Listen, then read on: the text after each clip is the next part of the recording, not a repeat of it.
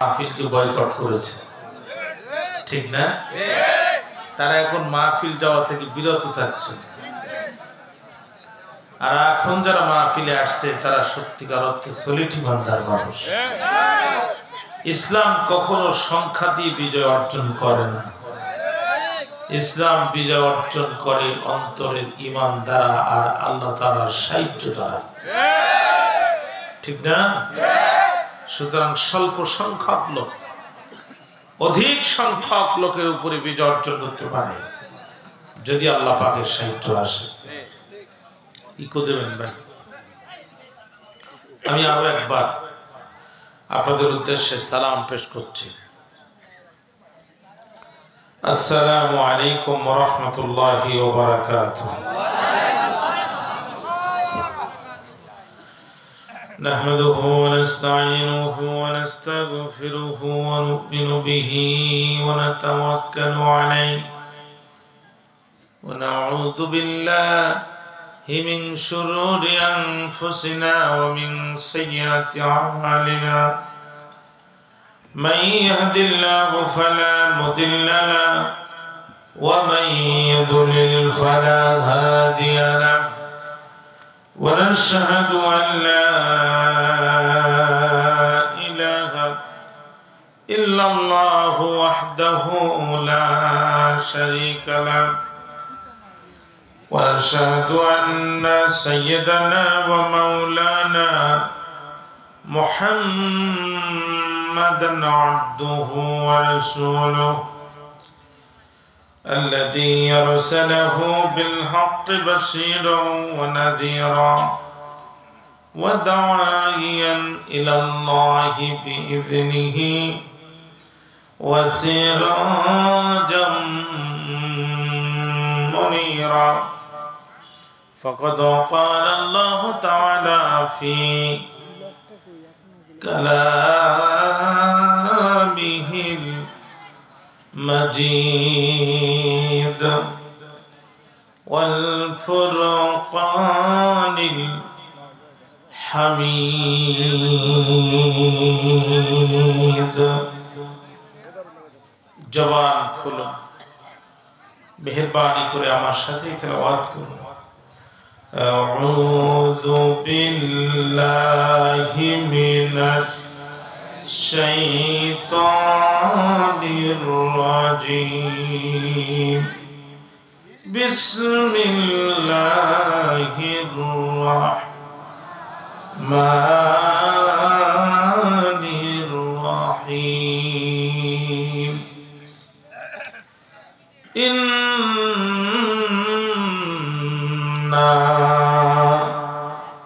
আনজালনা ইলাইকাল কিতাবা বিল হক লিতাহকুমা বাইনান নাসি বিমা আরাকাল্লাহ ওয়ালা তাকুন লিল খাইনিনা খসীমা।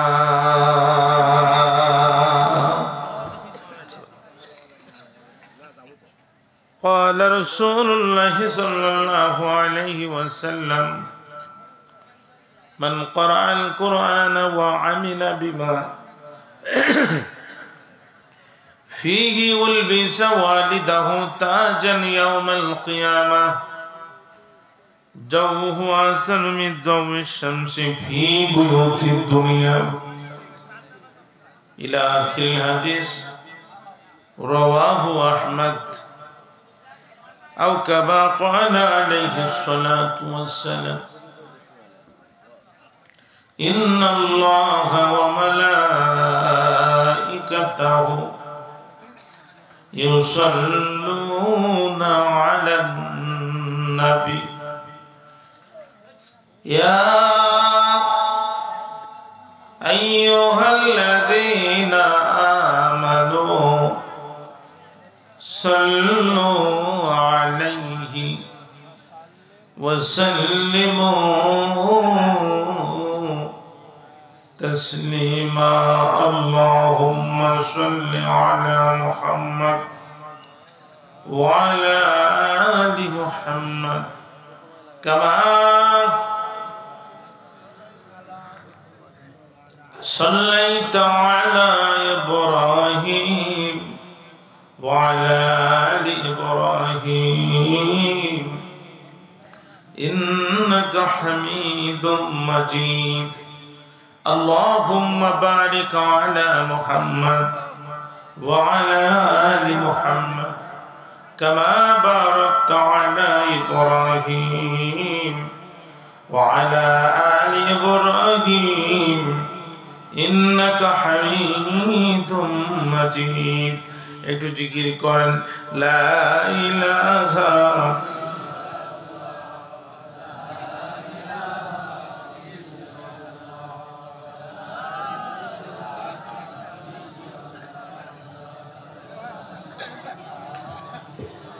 আপনাদের কষ্ট হচ্ছে তো না জিকিরের আওয়াজে বলছে হুজুর আর দরকার নেই এখন একটা করে লেয়ার বালিশ হলে সুবিধা শীত তো কেবল আজ শুরু নাকি একটু জবান করেন লা ইলাহা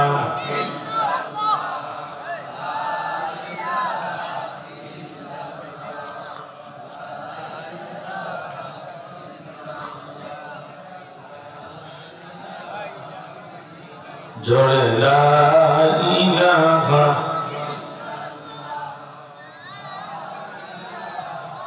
আর কত রক্ত চাও পরোয়ার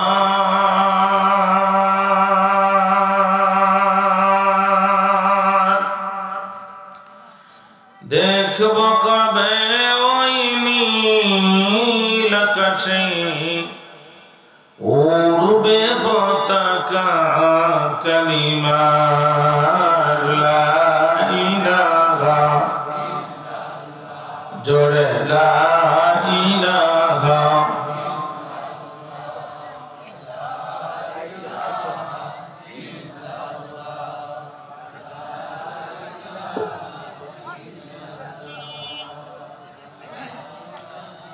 লা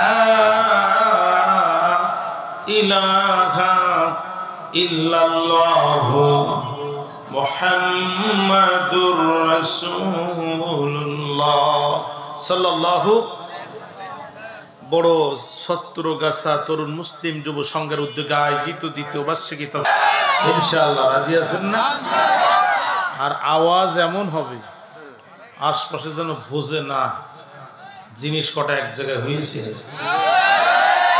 রাজি আছেন না আজকের আলোচনার বিষয় হচ্ছে আল্লাহর আইন কেন দরকার বুঝতে তো পারতেছেন আল্লাহর আইন সব আইন দিকে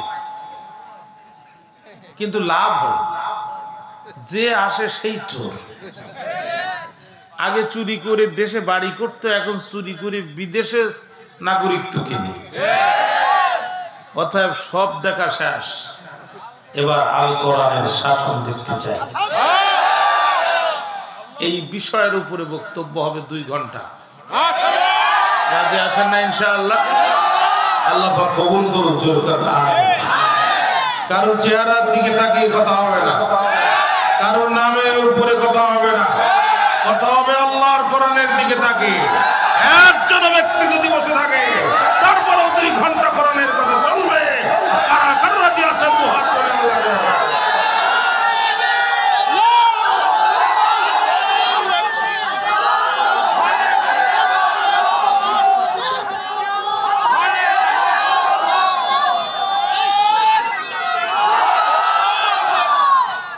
কালিমাতুশ শুকর আদায় করছে এই মহান মাবুদের দরবারে যে রব্বুল আলামিন এই জনপদের প্রত্যন্ত অঞ্চল থেকে আপনার আমার মতো নগণ্য গোলামকে কোরআন শোনার জন্য এখানে একত্রিত করেছেন আপনারা খুশি না বেজার হৃদয়ের সবটুকু ভাব আবেগ প্রেম এবং ভালোবাসা কণ্ঠের আগায় উদিত করে আবেগ আর অনুপ্রাণিত কণ্ঠে অবনত মস্তকে প্রশান্ত চিত্তে কালিমাতুশ শুকর আদায় করছি জবান খুলে সকলে মিলে একবার বলছি আলহামদুলিল্লাহ আর জোরে বলেন আলহামদুলিল্লাহ। দুরুদ আর সালাম বিশ্ব মানবতার মুক্তির মহান দেশারি, নির্যাতিত মানবতার নবী, বঞ্চিত মানবতার নবী, সাইয়্যিদুল মুরসালিন ও খাতিমুন নবিয়্যিন, ইমামুল আম্বিয়া মুহাম্মদুর রাসূলুল্লাহ।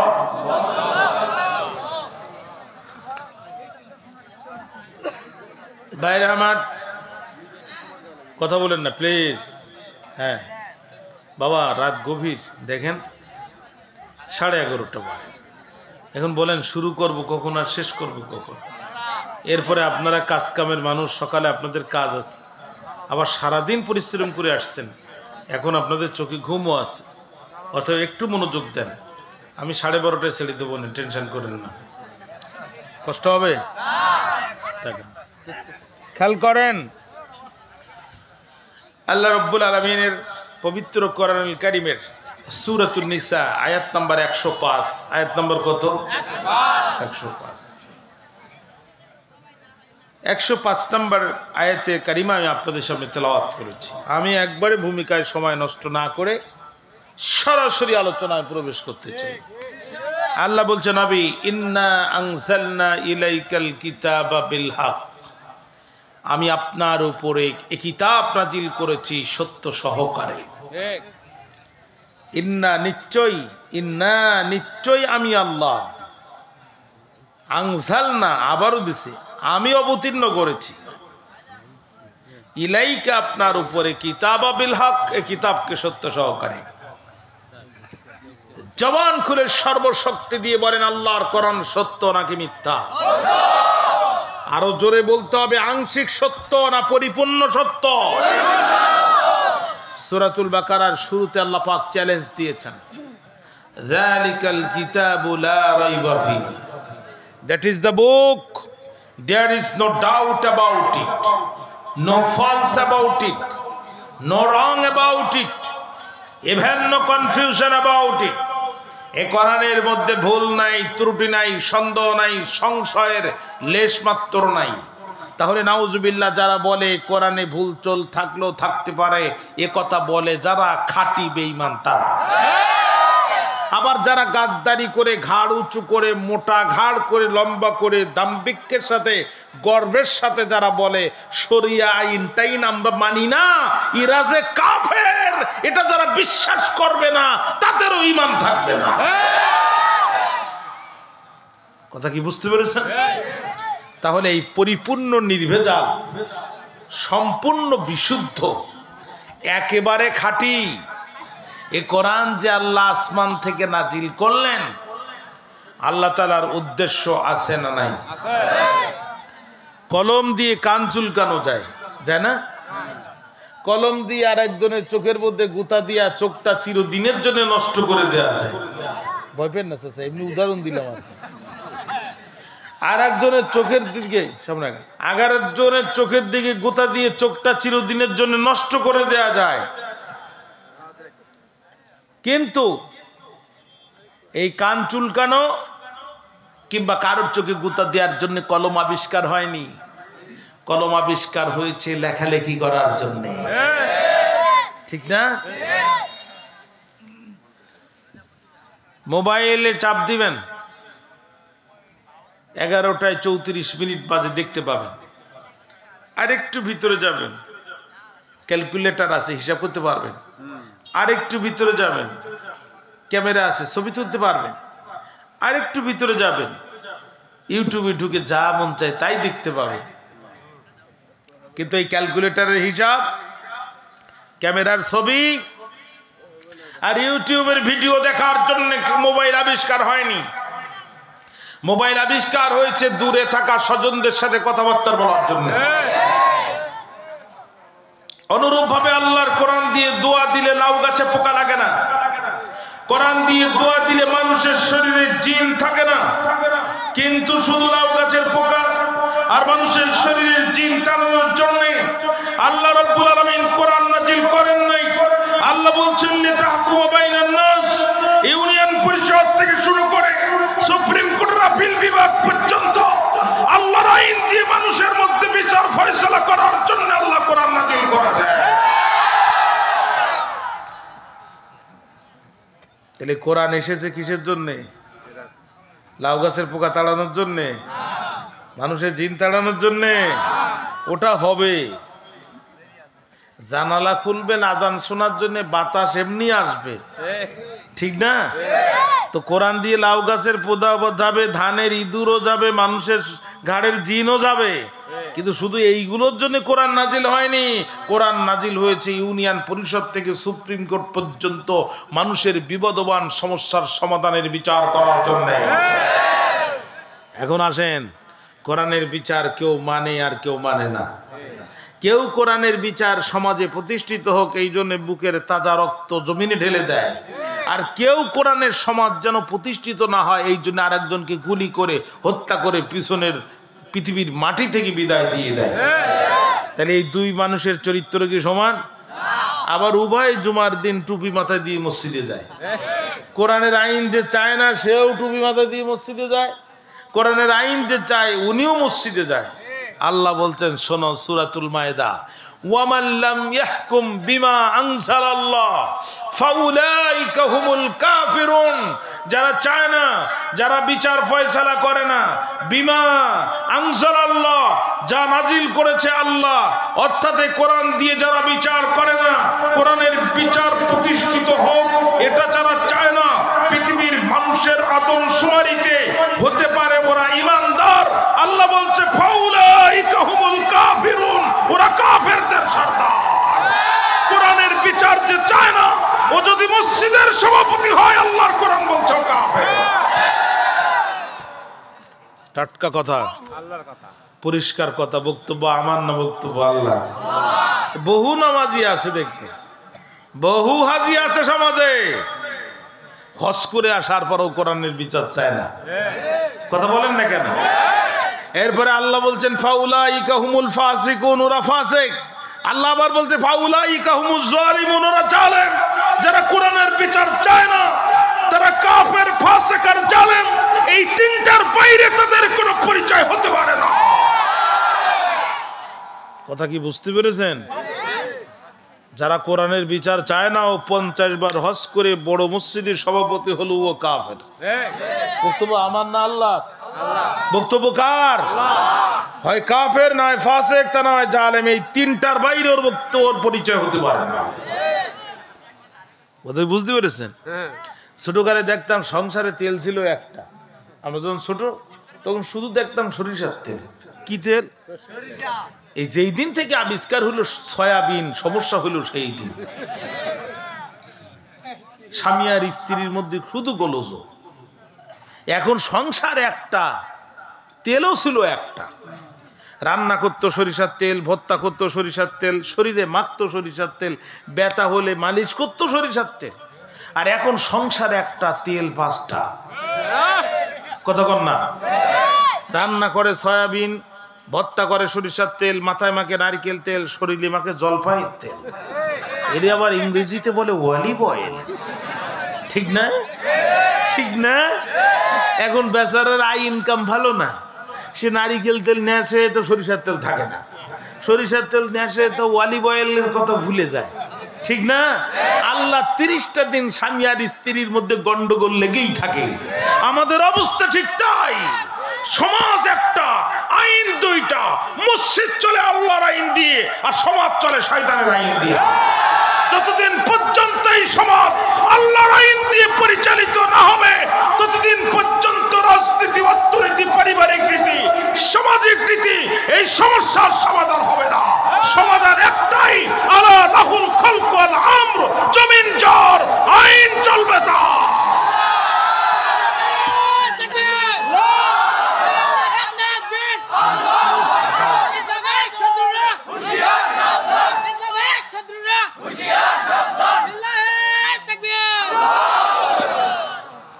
যারা ওয়াজে না এসে ঘুমোচ্ছে ওরা যেন বোঝে যে আজকে একটা কিছু শুরু হয়েছে। রাজি আছেন না?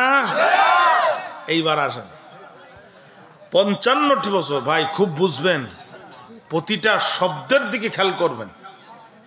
আমার সামনে কিন্তু কোনো নোট নাই, আছে? তাহলে এই কথাগুলো স্টাডি করে আমার মাথার ভিতরে সাজানো। আর পাবলিকের সামনে কথা বলা এত সহজ না। এ বিদ্যা আল্লাহ সবাইকে দেয় না। কথা বুঝতে পেরেছেন? তা আপনারা যদি সহযোগিতা না করেন আমি কথা বলতে পারবো না। এই জন্য আপনাদের কাজ কি, ঠিক বেঠিক নারাই তকবীর আল্লাহু আকবার, বাকি সময় শুধু চুপ করে বসে থাকবেন আর আমার দিকে শুধু তাকাবেন। রাজি আছেন না? দেশ স্বাধীন হলো 55 বছর। কত বছর? না তার বেশি? 55 না 55 নাকি 56 পড়লো? 55। ও ভাই, মসজিদে জুতো চুরি বন্ধ হয়েছে? মুয়াজ্জিন কা হাইয়া আলাস সালাহ। কিছু মুসল্লি অ্যাঙ্গেলে তাকিয়ে দেখে কার পায়ের জুতার সাইজটা ভালো, ঠিক না? সিলেটে মাহফিল করে প্রায় প্রত্যেকদিন মহাখালীতে নামতাম, 10 বছর আগের কথা বলছি। তো মহাখালী থেকে আবার রাতে এসে মহাখালীতে নামতাম। ফজরের নামাজ পড়ার সময় ইমাম শুধু ঘোষণা, জুতা ব্যাগ নিজে দায়িত্বে রাখুন, জুতা ব্যাগ নিজে দায়িত্বে রাখুন, হারিয়ে গেলে মসজিদ কর্তৃপক্ষ দায়ী নয়। কি বিপদ! আগে চুরি হতো সাধারণ কায়দায়, এখন চুরি হয় ডিজিটাল কায়দায়। ভাই প্লিজ আসতে নামান, তাড়াতাড়ি কর। রাত 11টায় যদি আপনার বক্সে সাউন্ড না হয়, এই বিপদের শেষ নেই।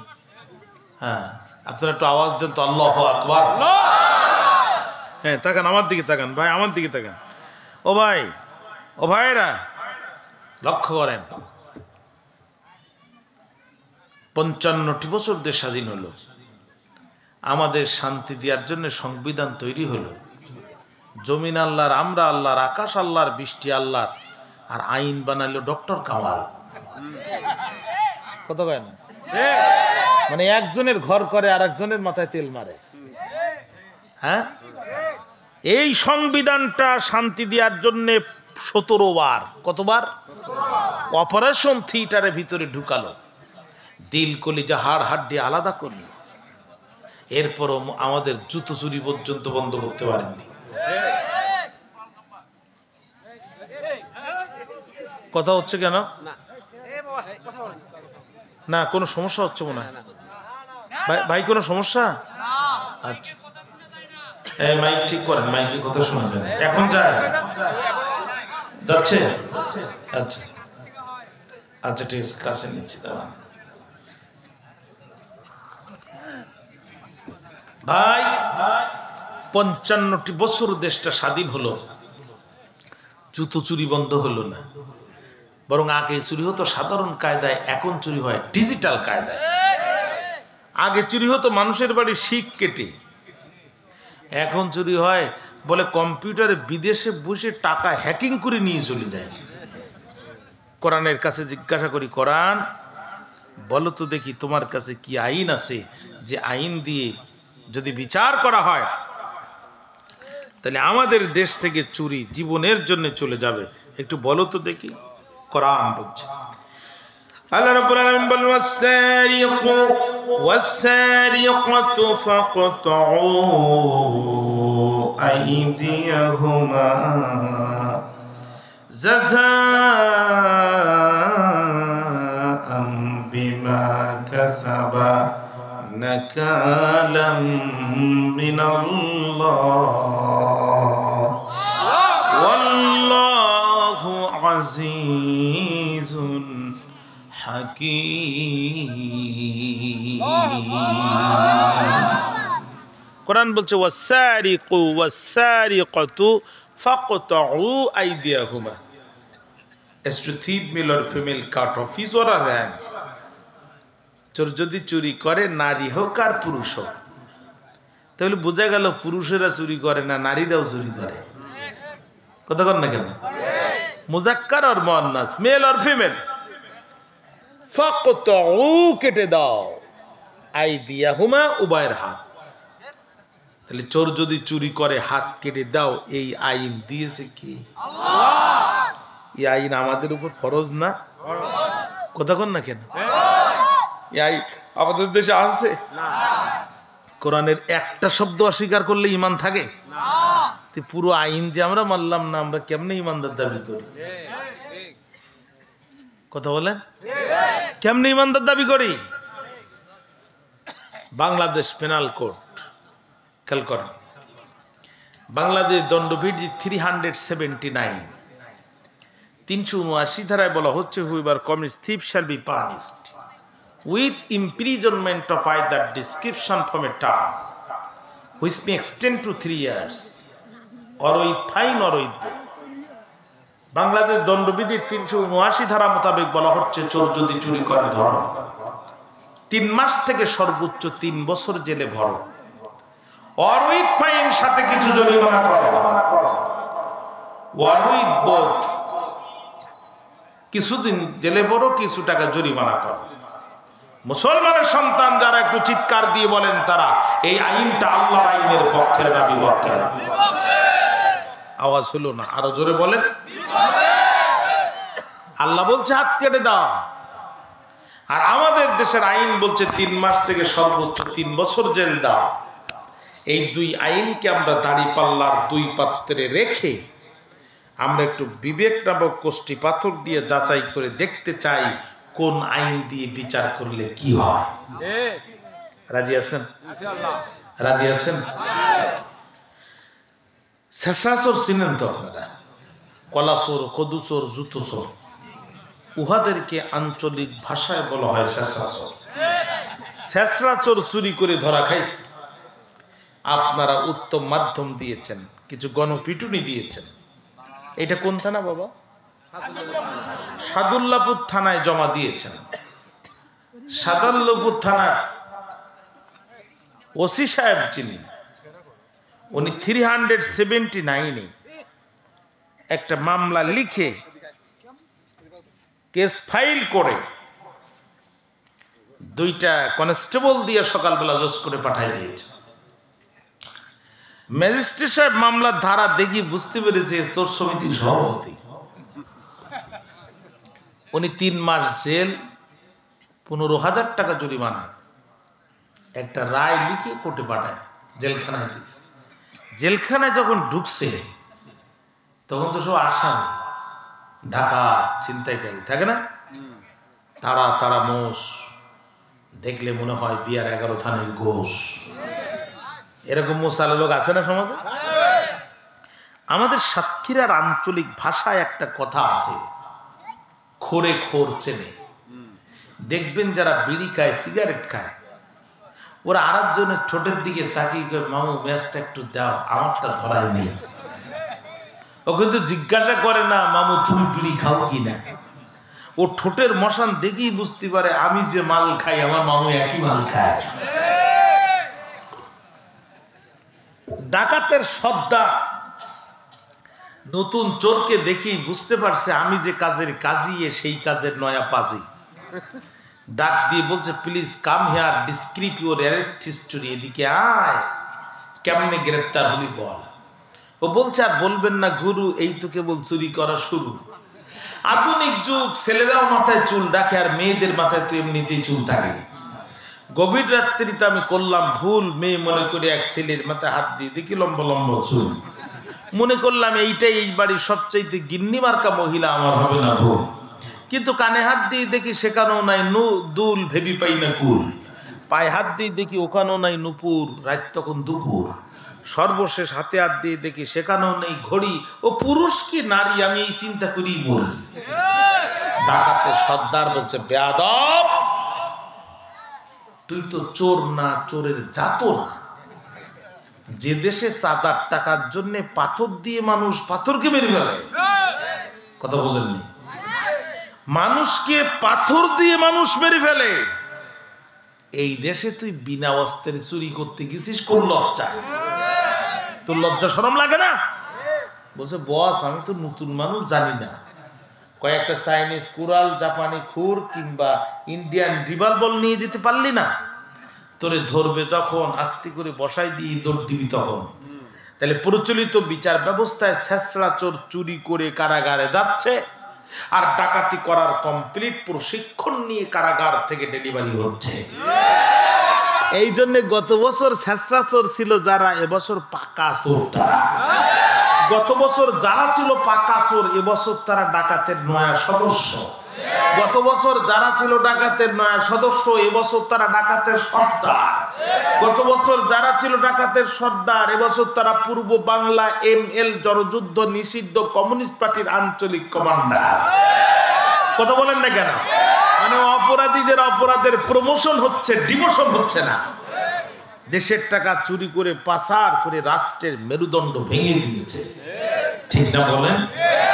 এখন আসেন তো, কোরআন আল কারিমের সূরা মায়দার 38 নম্বর আয়াত দিয়ে বিচার করলে কি হতো? কি হতো?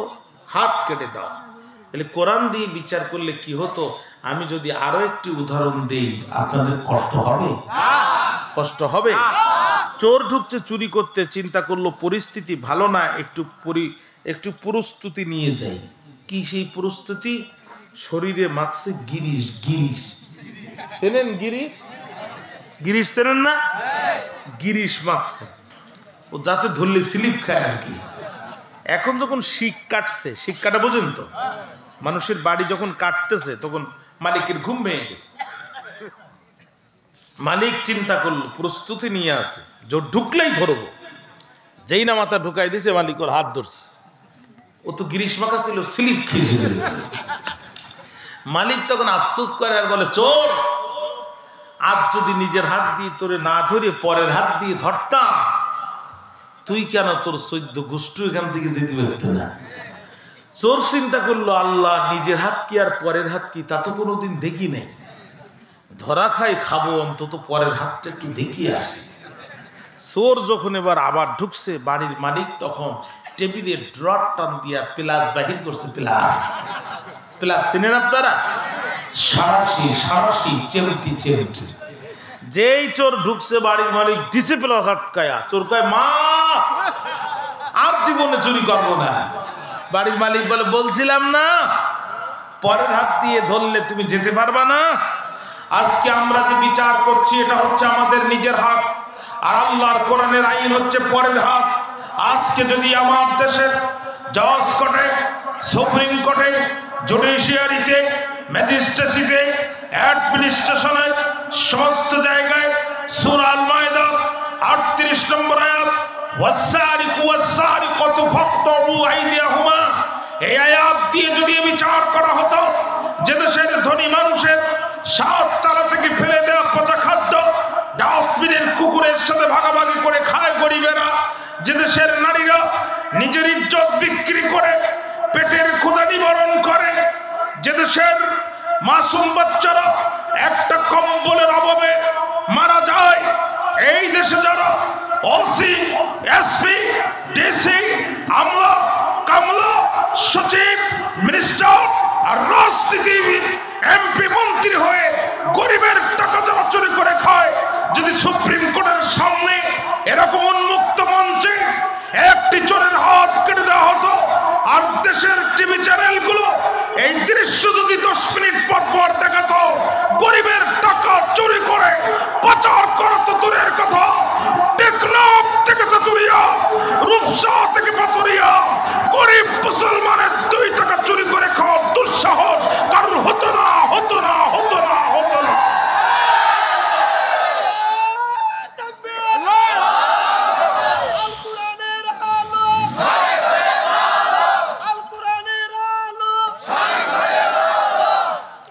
এবার যদি বুঝে থাকেন তাহলে সবাই মিলে জবাব দেবেন, আল্লাহর আইন কি দরকার? 50 বছর পরে দরকার। তাহলে বুঝে ফেলেছেন যে আমার আজকের আলোচনার লাইন কি? বোঝা গেছে? এখানে কিন্তু কথা হচ্ছে, এই ওয়াজ শুনতে এসে কেউ বসে আবার ফ্রি ফায়ার আর পাবজি খেলো না, বিপদ হয়ে যাবে। আর যদি বিরক্ত হন তাহলে বলেন, আমি দোয়া করে দিই, 12টা বেজে গেছে। আলোচনা চলবে, কাকে সন্তুষ্ট করার জন্য চলবে? আরো জোরে বলেন। শব্দটা কিন্তু আল্লাহ না, শব্দটা আল্লাহ। মুখটা একটু গোল হবে, আল্লাহ। বিজ্ঞান গেছে সর্বোচ্চ চাঁদ পর্যন্ত, চাঁদের ওপাশে আর বিজ্ঞান যেতে কিন্তু আপনি একটিবার আল্লাহর নাম নেবেন আর আপনার এই আওয়াজটা আরশে মহল্লায় পৌঁছায় চলে যাবে। ও বাবা, লোক আজকে কম হতে পারে, কিন্তু আমরা যদি অন্তর থেকে বুঝতে পারি, আজকে আল্লাহ হেদায়েতের মালা আমাদের গলায় পরায় দিতে পারে। আল্লাহ পাক কবুল করুক, জোরে কান্না আমিন। আজ থেকে 17 বছর পূর্বে আমি আপনাদের উত্তরবঙ্গে এসেছি। কত বছর? প্রত্যেক বছর আমি 4 মাস 5 মাস 3 মাস করে থাকি। জীবনের প্রথম উত্তরবঙ্গে এসেছি আমি কুড়িগ্রাম জেলায়, নাগেশ্বরী থানায় একটা মাহফিল আমার। কুড়িগ্রাম শহরে নামলাম, শাপলা চত্বরের সামনে থানা, থানার সামনে মাটিতে একটি লাশ পড়ে আছে, কিন্তু পাশে কোনো মানুষ নাই। এই দৃশ্য দেখে আমার কলিজা কেঁপে উঠল। দায়িত্বরত কর্মকর্তাকে আমি জিজ্ঞাসা করলাম, লাশ আছে মানুষ নাই, এই দৃশ্য তো আমি কোনোদিন দেখি নাই, কারণ কি? বলছে, হুজুর, আমার দেশের সোনার ছেলেরা এই মেয়েটিকে গণরেপ করেছে, ধর্ষণ করেছে, এরপরও নাকি এদের স্বাদ মেটেনি, এরা গলায় গামছা দিয়ে মেয়েটিকে পৃথিবীর জমিন থেকে বিদায় দিয়েছে। গত সপ্তাহে পত্রিকায় দেখলাম একটি সুন্দরী নারী মারা যাওয়ার পরে তার যখন পোস্টমর্টম করার জন্য নিয়ে যাওয়া হয়েছে, ওখানে সে রেপ হয়েছে, ধর্ষণ হয়েছে, মরার পরেও ধর্ষণ। আমার কলিজা কেঁপে উঠল। আল্লাহ, এখানে কি হচ্ছে? আপনারা এক জায়গায় বসতে পারবেন না, ওঠেন, এই পাশে আসেন, একদম ওঠেন। ভাই আপনি আপনি ওঠেন, এখানে বসে বসেন, এখানে বসেন, অসুবিধা কি? একটু ফাঁকা হয়ে বসেন। আপনারা তো বন্ধু 2-3 জন, বুঝে ফেলছি আমি, 2-3 জন বন্ধু এক জায়গায় বসছেন, কথা হচ্ছে, আপনারা কোরআনের মাহফিলে ডিস্টার্ব করতেছেন। ভাই এই কাজ করেন না। মুসাফির মানুষ, দোয়া যেমন কাজে লাগে, বদদোয়া কিন্তু কাজে লাগে। খবরদার একটু পৃথক হয়ে বস। আর যদি বিরক্ত হন তো আমি দোয়া করে দিই। আপনারা বাঁচেন, আমি চিরজীবনের মতো বাঁচি। ও ভাই, আমার কলিজা কেঁপে উঠলো। আল্লাহ,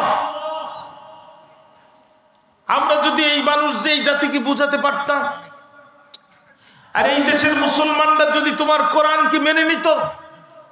সূরাতুন নূর আয়াত নাম্বার 2 আল্লাহ পাক বলছেন, আয-যানিয়াতু ওয়াজ-যানি ফাজলিদু কুল্লা ওয়াহিদিম মিনহুমা মিয়াতা জালদা।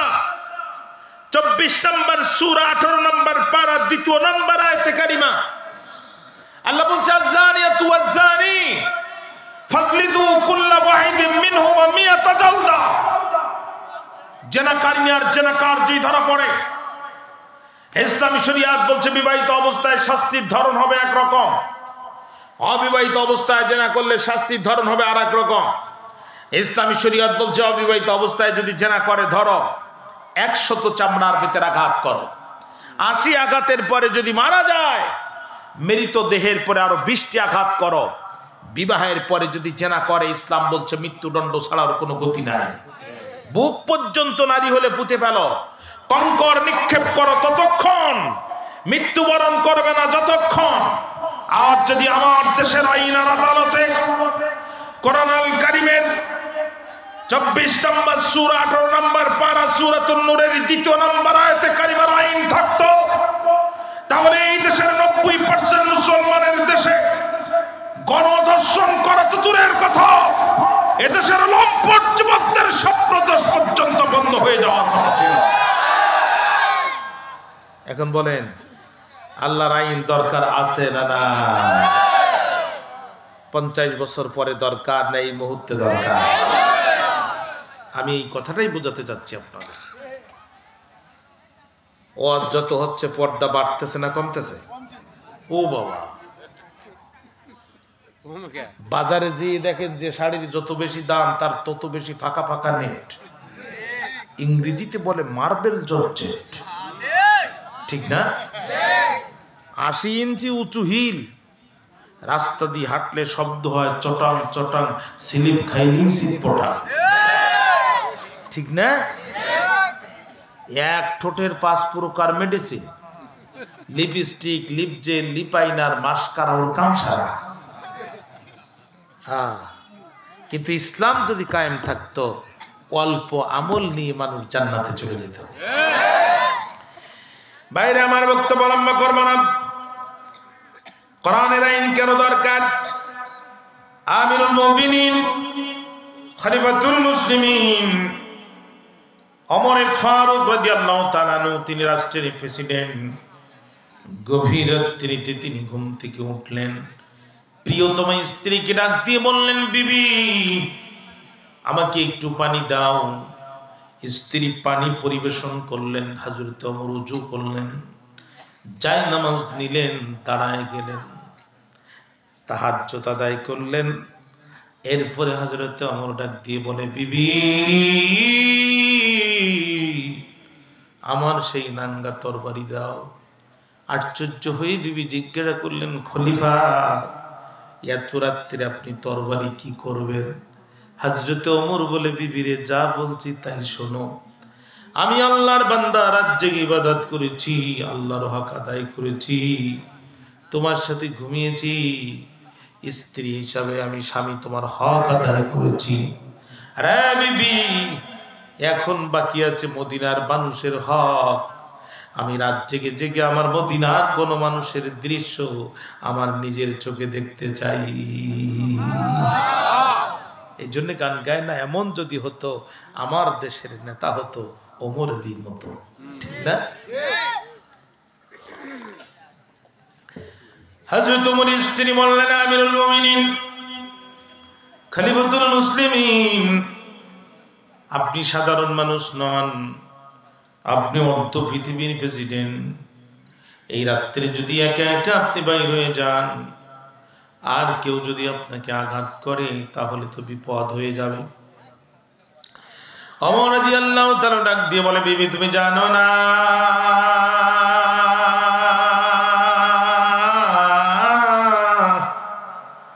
যেই রাষ্ট্রের সংবিধান, এই গেটের কাছে কথা বলছে কারা?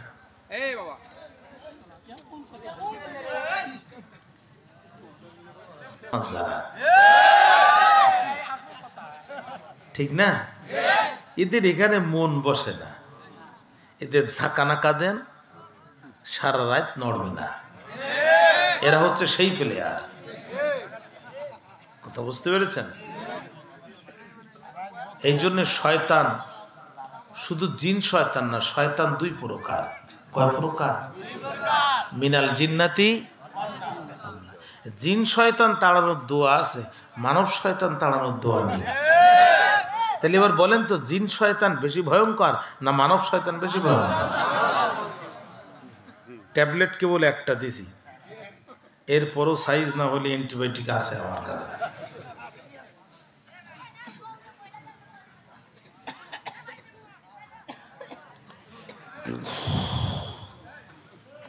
একটু আওয়াজ দেন, আল্লাহু আকবার। আরো জোরে। আপনারা যারা বুড়ে এসে বসে আছেন, আমার মনে হচ্ছে আপনারা অনেক আন্তরিক, কিন্তু শয়তান বিভিন্নভাবে চেষ্টা করবে মাহফিলটা নষ্ট করে দেওয়ার জন্য। এর ভিতরে যারা আছে সবাই ইমানদার না, কাটটা মুনাফিকও আছে এর মধ্যে, উপরে ইমানদার সাজে। ইসলামের সবচাইতে বেশি ক্ষতি করেছে মুনাফিকেরা, ঠিক না? সবচাইতে বেশি ক্ষতি করেছে। এই জন্য আপনারা সাবধান থাকবেন। মাহফিলে এসে 2 ঘন্টা বসতে পারেন না, চলে যান, তো আজ রাতে মারা গেলে কবর থেকে উঠে যেতে পারবেন? হ্যাঁ, আল্লাহ পাক তৌফিক দিক জোরে কানা। আমি আর মাত্র আধা ঘন্টা বলবো, আপনারা একটু ডিস্টার্ব করবেন না আমাকে, ঠিক আছে? ভাইরা আমার খেয়াল করেন, হযরত ওমর ডাক দিয়ে বলে, বিবি যেই রাষ্ট্রের সংবিধান আল্লাহর কোরআন হয়, আর যেই রাষ্ট্র আল্লাহর আইন দিয়ে পরিচালিত হয়, এই রাষ্ট্রের মানুষের নিরাপত্তার মানুষের হাতে থাকে না, আল্লাহ রাব্বুল আলামিন তার নিজের হাতে নিরাপত্তা তুলে নেয়। আপনারা বলেন তো, মানুষ কি মানুষের নিরাপত্তা দিতে পারে? জোরে বলেন, পারে? মানুষ মানুষের নিরাপত্তা দিতে পারে না। মানুষ যদি মানুষের নিরাপত্তা দিতে পারত তাহলে সে মুজিবুর রহমান, শহীদ প্রেসিডেন্ট জিয়াউর রহমান, শ্রীমতী ইন্দিরা গান্ধী আর পাকিস্তানের বেনজির ভুট্টো, যাদের মাথার উপর দিয়ে ডিউটি করত বিমান বাহিনী, স্থলপথে ডিউটি করত নৌবাহিনী, স্থলপথে ডিউটি করত সেনাবাহিনী, নৌপথে ডিউটি করত নৌবাহিনী, তারপরও তারা প্রত্যেকেই মানুষের হাতে নিহত হয়েছে। বোঝা গেল মানুষ মানুষের নিরাপত্তা দিতে পারে না। নিরাপত্তা দেওয়ার মালিক যিনি, একটু চিৎকার করে বলেন তো কে তিনি? তুমি জানো না বিবি, মানুষ মানুষের নিরাপত্তা দিতে পারে। তরবারিটা নিলেন, গভীর রাত্রিতে হযরত ওমর সম্মুখ পানে অগ্রসর হলেন। নিশি কালো রাত, গায়ের পশম পর্যন্ত দেখা যায় না।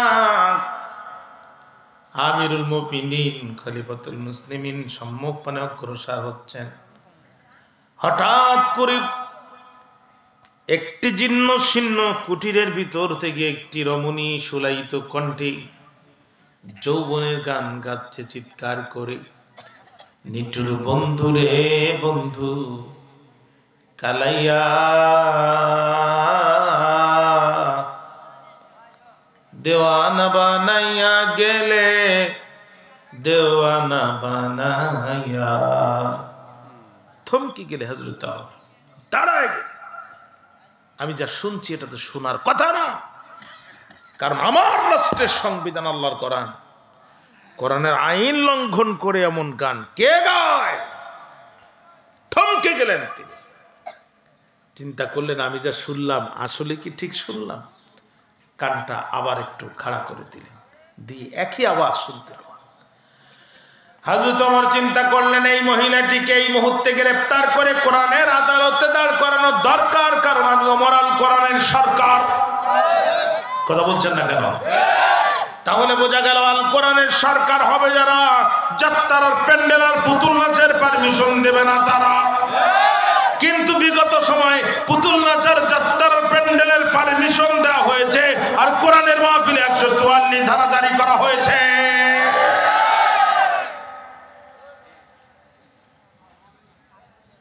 আল কোরআনের সরকার যারা, যাত্রার প্যান্ডেল আর পুতুল নাচের পারমিশন দেবে না তারা। পরিষ্কার কথা। হযরত ওমর ঢোকার চেষ্টা করলেন, কিন্তু বাড়ির মেন গেটটি এত মজবুত উনি ঢুকতে পারলেন না। চিন্তা করলো গেট মজবুত হওয়ার কারণে ঢুকতে পারবো না, কিয়ামতের দিন যদি আল্লাহ আমাকে জিজ্ঞাসা করে ওমর রে, কোরআনের আইন লঙ্ঘন করে গান গেয়েছিলে, তুমি কি জবাব দিয়েছিলে, আমি কি উত্তর দিব?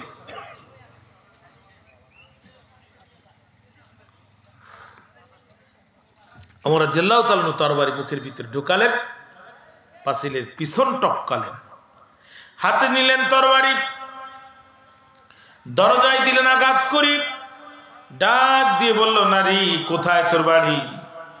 গভীর রাত্রিতে কোরআনের বিরুদ্ধে কণ্ঠ দিয়েছিস ছাড়ি, তুই কোরআনের বিরুদ্ধে কণ্ঠ দিয়েছিস ছাড়ি, দরজা খুলে দেখ, তোর শাস্তি দেওয়ার জন্য বিজলির গতিতে চলে এসেছে খলিফা ওমরের তরবারি। অন্যায় অপকর্ম যেখানে, ওমরের প্রতিবাদ সেখানে। কথা বলছেন না কেন? 90% মুসলমানের দেশে মুসলিম বোরকা পরা মাদ্রাসা পড়ুয়া ছাত্রীকে তুলে নিয়ে ইসকনের সদস্যরা 3 দিন ধরে ধর্ষণ করে। ওমরের মতো টুপি আমাদের আছে, দাড়ি আছে, পাগড়ি আছে, পাঞ্জাবি আছে, কিন্তু ওমরের মতো ঈমান আমাদের নাই। ওমরের মতো ঈমান যদি আমাদের থাকতো, আমার বোনের ইজ্জতের দিকে তাকানোর দুঃসাহস কোনো লম্পটের হতো না। দুঃসাহস কোনো লম্পটের হতো না। আমি কি কোনো দলীয় কথা বলতেছি প্রিয় ভাই? খেয়াল কর, ওমর বেঁচে থাকলে আমাদের অনেকের কল্লাই থাকতো না। হ্যাঁ, ওমর যে রাস্তাতে যেত, শয়তান 3 দিনও রাস্তাতে যেত না। কি জিনিস ছিল! বদরের যুদ্ধে ধরা পড়ার পরে রাসূল বললেন, ওমর এদেরকে কি শাস্তি দিব বলো তো? ওমর রাদিয়াল্লাহু তাআলা বলছে, আমার কাছে শুনছেন কেন? আপনার হাতে তরবারি নাই, এদেরকে আপনি চেনেন নাই? এরা আপনাকে, আপনি সিজদায় গেছেন, এরা নাড়ি ভুড়ি আপনার পিঠের উপরে চাপিয়ে দিয়েছে। এদেরকে আপনি চেনেন নাই। এরা আপনাকে রাতের আধারে মাতৃভূমি ছেড়ে আসতে বাধ্য করেছে। এদেরকে আপনি চেনেন নাই। আমার কাছে দেন, তরবারি দিয়ে সব কয়টার গলা আলাদা করে দিই। আল্লাহ রসুল বলছে, বাবা তোমার মাথা গরম, ইজলিস তুমি বসো। আবু বকরকে বললো, কি করব? কয়, হুজুর জরিমানা নিয়ে ছেড়ে দেন, আর যারা লেখাপড়া জানে এদেরকে আমাদের সন্তানদের লেখাপড়া শেখানোর কাজে নিয়োজিত করে দেন, যারা কালেমা পড়ে এদেরকে মুসলমান বানিয়ে দেন। পরবর্তীতে আল্লাহ তাআলা জানিয়ে দিল, নবী ওমরের সিদ্ধান্তটা আমি আল্লাহর সিদ্ধান্ত ছিল। নেতা কাকে বলে? হ্যাঁ, মেয়ে গভীর রাত্রিতে কোরআনের বিরুদ্ধে গান গেয়েছি, দরজা খোল, তোর শাস্তি হবে। মেয়ে চিন্তা করলো, সর্বনাশ, এই গেটে আজকে শয়তান লেগেছে, শয়তান। এত বড় মাহফিল, একটা একটা ভলেন্টিয়ার নেই, এটা কেমন কথা? কোনে গেছে? ওখানকার পরিস্থিতি মানে আরো খারাপ। সর্বনাশ, লোকন ওয়াজ বেশি লম্বা করা যাবে না। হ্যাঁ,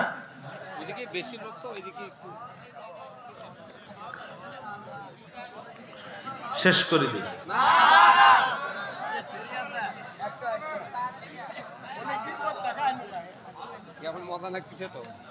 মনোযোগ আছে আমার দিকে? আওয়াজ দেন তো, আল্লাহু আকবার।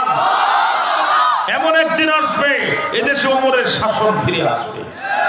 ওমরের শাসন ফিরে আসার জন্য যদি পকেটের টাকা দিতে হয় টাকা দিব, হাত দিতে হয় হাত দিব, পা দিতে হয় পা দিব, যদি কল্লা দিয়ে শহীদ হতে হয় শহীদ হব। তারপরও বাংলাদেশে আমরা ওমরের শাসন দেখতে চাই।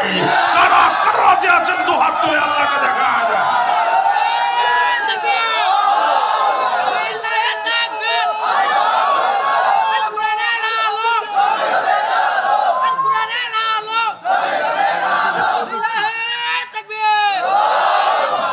ঠিক না? চাচা আবার কই যায়? আসেন বাবা, আসেন, চলে যান। ঠিক আছে, দেখা করে দিন, বহুদিন পর আসলাম। মেয়ে চিন্তা করলো, সর্বনাশ, আমার সামনে যে দাঁড়িয়ে আছে সে অর্ধ পৃথিবীর প্রেসিডেন্ট। সুবহানাল্লাহ বললেন না? এই ওমর যেন তেন ওমর না। ওমর বিচারের সময় ঘুষ খায় না। আমাদের সমাজে বিচারে ঘুষ চলে কি চলে না? মাতব্বরের বাড়ির আগে ছাগল একটা পৌঁছায় দিলে বিচারের রায় উল্টে যায়, ঠিক না? ওমর ঘুষ খায় না। আবার ওমর আত্মীয়তার পরিচয় দিয়ে তাকিয়ে বিচার করে না। এ ওমর কোন জায়গায় দুর্বল না। এ ওমর একটা জায়গায় দুর্বল, সেটা হচ্ছে আল্লাহর কোরআন। এই কোরআন দিয়ে যদি ওমরের সাথে তর্ক করতে পারি তাহলে হয়তো ওমরের তরবারি আমার পিঠের পরে দেবে না ছাড়ি। আর কোরআন দিয়ে যদি তর্ক করতে না পারি ওমরের তরবারি আমার পিঠের উপরে দেবে ছাড়ি। কি করা যায়? মেয়ে পড়ে গেল ফাটা বাঁশের চিপায়। কি করা যায়? মেয়ে চিন্তা ভাবনা করে দেখলো ওমর কোনো জায়গায় দুর্বল না। আমার একটা জায়গায় দুর্বল, সেটা হচ্ছে আল্লাহর কোরআন। কোরআন দিয়ে যদি তর্ক করতে পারি তাহলে ওমরের তরবারি আমার পিঠের উপরে ছেড়ে দেবে না। কি করা যায়? মেয়েটা কণ্ঠটা নরম করে খুব বিনয়ের সাথে ডাক দিয়ে বলছে, মদিনার সেনাপতি, গভীর রাত্রিতে আপনার কাছে আকুতি, মেহেরবানি করে আমাকে একটা প্রশ্ন করার দেন অনুমতি। হযরত ওমর ডাক দিয়ে বলে, মেয়ের কোরআনের বিরুদ্ধে গান গেয়ে তুই ভুল করলি, কোরআনের বিরুদ্ধে গান গেয়ে তারপরে আবার বেয়াদবি করলি অনুমতি চেয়ে। মেয়ে ডাক দিয়ে বলল, রাজা, আপনি আমার দেশের রাজা, আমি অপরাধ করেছি তাজা, আপনি আমাকে দিবেন সাজা। ও সেনাপতি, আপত্তি নাই, শুধু একটা প্রশ্ন করার অনুমতি চাই। হযরত ওমর ডাক দিয়ে বলে, মেয়েরে বলতো দেখি কি বলতে চাস? মেয়ে ডাক দিয়ে বলে, খলিফা, আপনিও মুসলমান আমিও মুসলমান, আমাদের মধ্যকার সব সমস্যার সমাধান দিতে পারে আল কোরআন। ওমর বলছে, তুই তো আমার থেকে বড় হুজুর, গান কেন গাইলি? সব সমস্যার সমাধান এ কথা যারা বিশ্বাস করে না তারা বেঈমান। রাজনীতির জন্য আমেরিকায় দৌড়ানোর দরকার নাই, কানাডায় দৌড়ানোর দরকার নাই, জাতিসংঘের গুলি মারি। আমাদের কাছে কোরআন আছে, কিসের আমেরিকার কিসের জাতিসংঘ? কোরআনই হচ্ছে আমাদের সমস্ত সমস্যার সমাধান। আর কোরআনের সমাধান যারা মানে না তারা ইমানদার দাবি করার সাহস রাখে না। তাহলে মনে থাকবে সব সমস্যার সমাধান গভীর নিশীতে আমি গাইছি গান, আপনি আমাকে করেছেন বাধা দান। এখন বলেন কোন আয়াতে কোরআন গাইতে নিষেধ করেছে গান? ওমর গো শাস্তি দেন, তবে কোরআন থেকে দলিল দেন। সুবহানাল্লাহ বললেন না? ওমরের কাছে দলিল চাই, আপত্তি নাই। আপনি আমাকে বাধা দিয়েছেন, আপত্তি নেই, তবে কোরআন থেকে দলিল দেন। আমার কামে তুই কি কোরআন পড়তে পারিস? মেয়ে বলছে খলিফা এটা আমার প্রশ্নের জবাব নয়।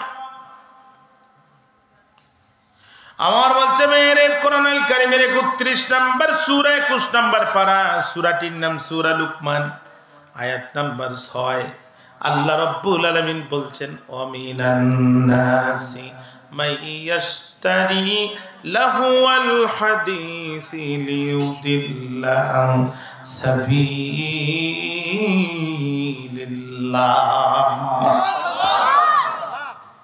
মানুষের মধ্যে কিছু মানুষ আছে যারা অশ্লীল অবান্তর ভাষা এক জায়গায় করে গান হিসাবে সাপ্লাই করে, আছে না? বন্ধু 3 দিন তোর বাড়িতে গেলাম, দেখা পাইলাম না, ও কেন যে গেল আজও জানা গেল না। কতক্ষণ না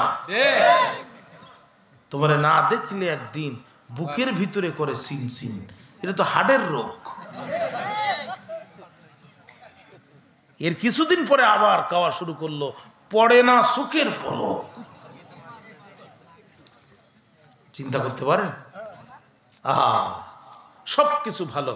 গানের বিরোধিতা আল্লাহ করেছেন, এজন্য আমরা হুজুরা বিরোধিতা করি, আমাদেরও ছাড়ে নাই, আমাদের বিরুদ্ধেও গান লিখেছে। বুকে বড় জ্বালারে পাঞ্জাবিওয়ালা, যাক অন্তত পাঞ্জাবিটা ধরেছে, বোরকা তো আর ধরে নাই। 2 দিন পরে সেটাও ধরেছে, বোরকা পরা মেয়ে পাগল করেছে।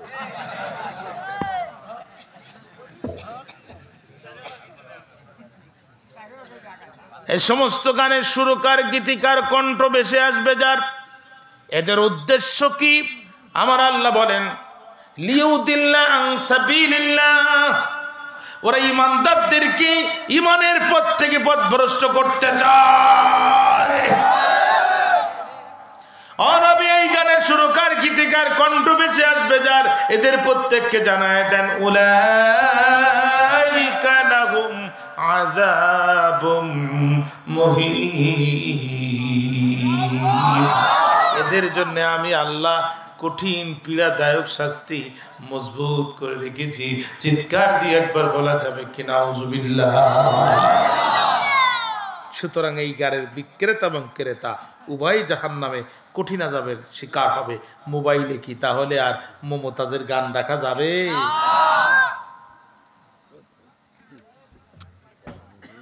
ওমর দলিল দিল, মোমেনের দলিল লাগে একটা, শয়তানের লাগে 99টা। শয়তানের কয়টা লাগে? জোরে কোন, শয়তানের কয়টা লাগে? মেয়ে বুঝতে পেরেছে কোরআনের দলিল দিচ্ছে, আর তো কিছু করার নাই, তাহলে এখন কি করা যায়? মেয়ে ডাক দিয়ে বলে সেনাপতি,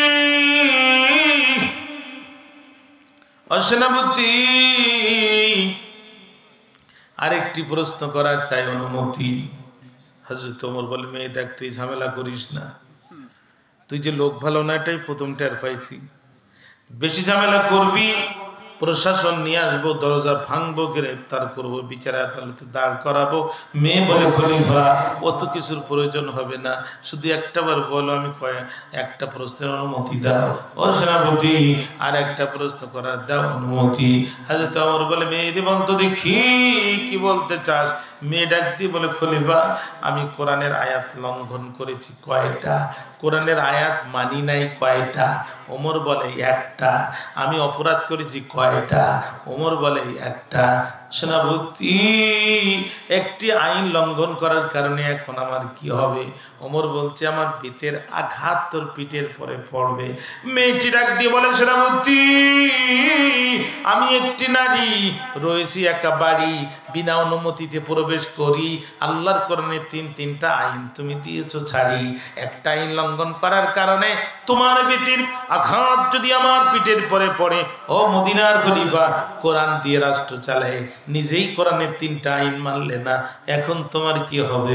ফান্দে পুড়ে বগায়। ওমর চিন্তা করে করতে আসলাম কি, আর হয়ে গেল কি? হযরত ওমর এই কথা শুনে রেগে গেল। হ্যাঁ, do you know who I am? তুই কি জানিস আমি কে? মেয়ে বলছে খলিফা মনে কিছু নিও না, তুমি রাসূলের সাহাবী আর আমাদের প্রধানমন্ত্রী। না, আমার আরো একটা পরিচয় আছে।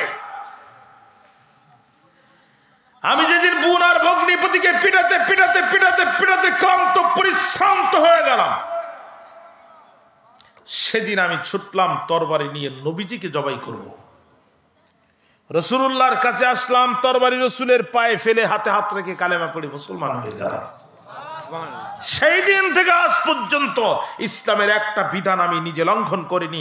আমার সামনে যে লঙ্ঘন করেছে সাথে সাথে ওমরের তরবারি তার জবাব দিয়েছে। তুই জানিস আমি কে? হ্যাঁ। কোরআন পড়তে পারিস? মূর্খ কোথাকার। হযরত ওমর তার ওমর নেই, রেগে গেছে না তিনি? সাউন্ড দিচ্ছে। মেয়ে তখন ডাক দিয়ে বলে তুমি জানো না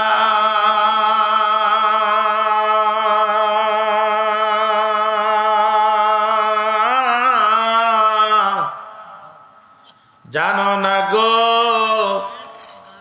খলিফা,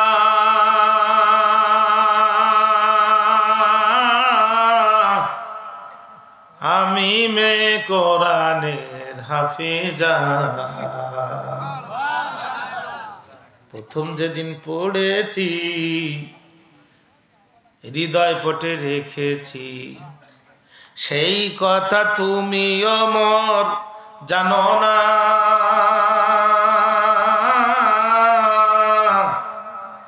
জানো না গো ওমর, আমি মেয়ে কোরআনের হাফিজা। মূর্খ ভাবিও না, অশিক্ষিত ভাবিও না, এটা রাষ্ট্রের চেয়ার না গো ওমর, এটা একটা নারী দরজার সামনে তুমি দাঁড়িয়ে আছো, তুমি কোরআনের এই তিনটা আইন লঙ্ঘন করেছো। আমি মূর্খ নারী না, আমি কোরআন থেকে তোমার দলিল পেশ করব। বক্তব্য এই পর্যন্ত থাক, দুটোই সমান। দুইজন কোরআন থেকে কথা বলছে, রাজাও কথা বলছে কোরআন থেকে, প্রজাও কথা বলছে। আর আমাদের প্রজাদের কথা তো বাদ দিলাম, খুব একটা কোরআন পড়তে পারে না, 5% পারে, 3% ভুল পড়ে, 2% সহি পড়ে। আর রাজাদের কথা তো বাদ দিলাম, বিশাল নেতা, মাইক ধরে বিসমিল্লাহির রহমানির রহিম, ঠিক না?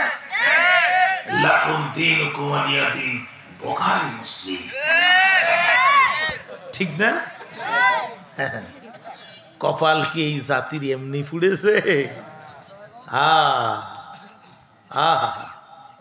এই জাতির কপাল এমনি পড়েনি। 70টি বছরে দেশের এমন কোন জনপদ নাই যে জনপদে আমার পা পড়ে নাই। পৃথিবীর প্রায় 10টির বেশি রাষ্ট্রে আমি গেছি। এই সব ঘুরে আমার যে অভিজ্ঞতা হলো, আমাদের দেশের মতো তো শান্তিপূর্ণ দেশ কোথাও নাই। এদেশে কোনো কিছুর অভাব না। কথা বল না। ওমরা করতে গেছে সৌদি আরবে, খেজুর খেতে খেতে আসছে বাংলাদেশে, আটিটা ফেলে দিয়েছে, সৌদি খেজুর গাছ হয়ে গেছে, ঠিক না? ইন্ডিয়ায় গেছে ট্রিটমেন্ট হতে, আসার সময় ব্যাগে একটা ছোট্ট কমলা লেবু চারা নিয়ে আসছে, দেশে এসে লাগাই দিয়েছে, হয়ে গেছে। রংপুর দিনাজপুর আলু ঢুকায় দেয়, আর 45 দিন পর আলু টেনিবেদি করে, ঠিক না? কোনো কিছুর অভাব নাই এদেশে, একটি জিনিসের অভাব, আর সেটা হচ্ছে কোরআনের আইনের অভাব আর কোরআনের শিক্ষার অভাব। এই দেশে যে যত বড় চোর, সে তত বড় বিসিএস ক্যাডার। আপনারা কথা বলছেন না তো? সে তত বড় বিসিএস ক্যাডার। যত বড় চোর তত বড় শিক্ষিত।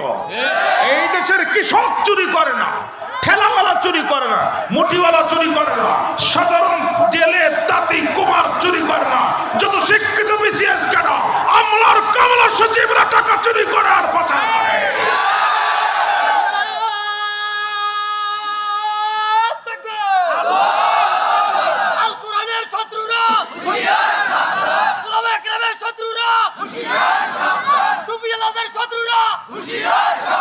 সংসদে চলবে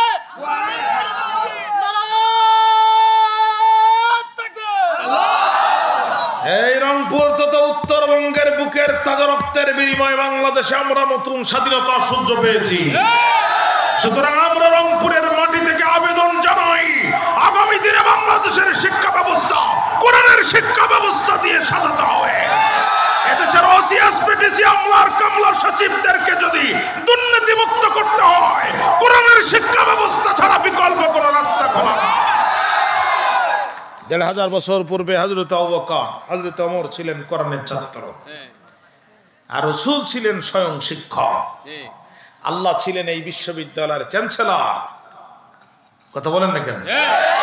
আর অফিসিয়াল দায়িত্বে ছিলেন হযরত জিবরিল আমিন। তিনি আল্লাহর পক্ষ থেকে কোরআন নিয়ে আসতেন, রাসূলকে দিতেন, আর রাসূল তার ছাত্রদেরকে শিক্ষা দিতেন। কেমন ছাত্র তৈরি করেছিল কোরআন!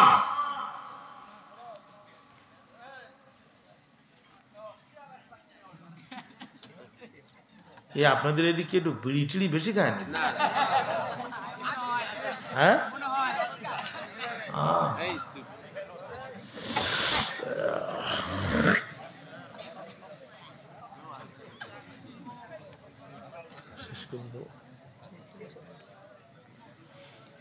শেষ করে দেব তাহলে একটু তাকা তাকা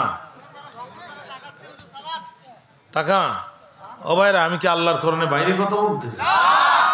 রসুলের কথা যার ভালো লাগে না, ওর কলিজার ইমানের সমস্যা আছে, ঠিক না? মায়ের তো এখনো শুরু করিনি, কেবল আগাচ্ছি সামনে। কোরআনের ছাত্র ছিল হযরত আবু বকর, হযরত ওমর, হযরত আলী। হযরত আলী রাদিয়াল্লাহু তাআলা আনহু তিনি প্রেসিডেন্ট, আমিরুল মুমিনিন, খোলাফায়ে রাশিদার চতুর্থ খলিফা। সন্ধ্যাবেলা সবাই চলে যাওয়ার পরে, এই কথা বন্ধ করো। সন্ধ্যাবেলা সবাই চলে যাওয়ার পরে উনি খাতা মোমবাতি জ্বালায় রাষ্ট্রের টাকা পয়সার হিসাব করতেছে।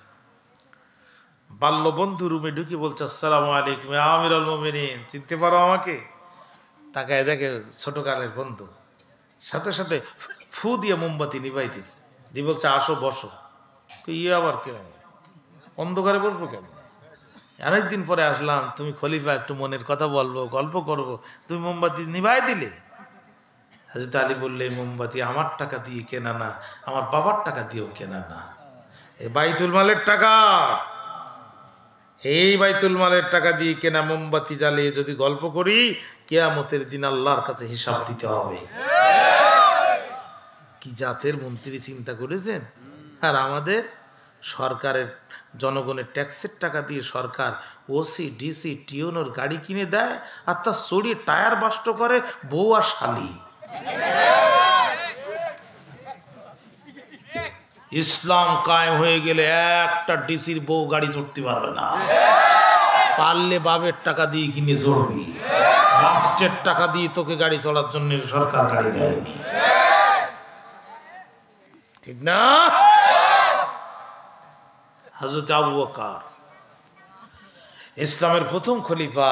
এই উম্মতের ভিতরে সবার আমল যদি এক দাড়ি পাল্লায় রাখা হয়, আর হযরত আবু বকরের হিজরতের রাতের আমল যদি এক দাড়ি পাল্লায় রাখা হয়, আবু বকরের আমলের সমান হবে না।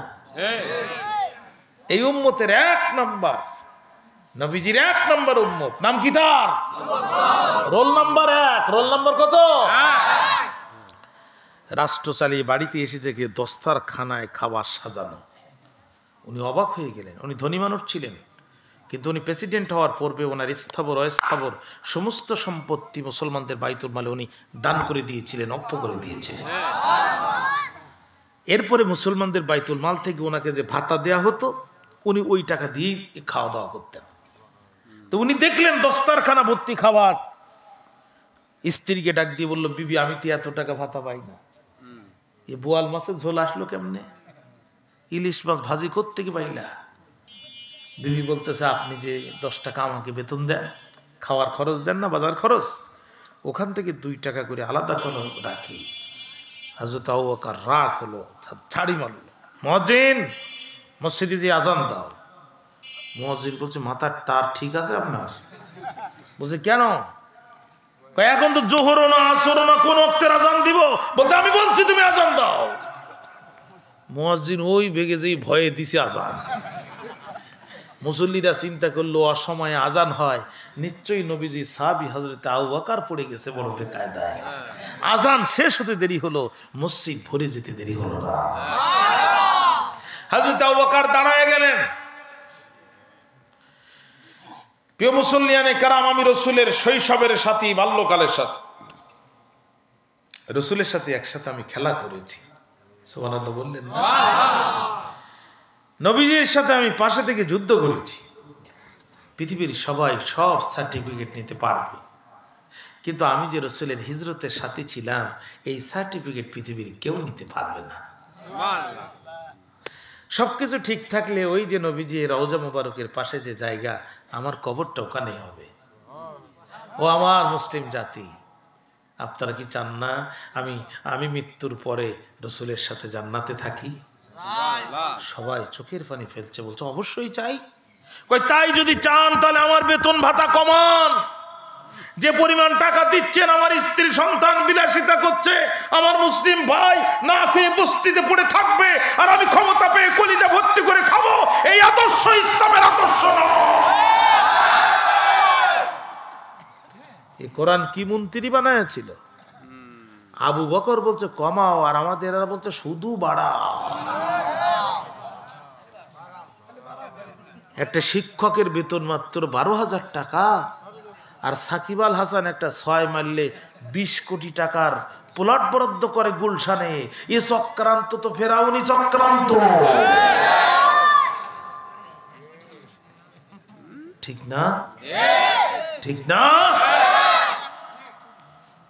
হযরত ওমর খোলাফায়ে রাশেদার, ইসলামী সোনালী ইতিহাসের সবচেয়ে দুদণ্ড প্রতাপশালী প্রেসিডেন্ট।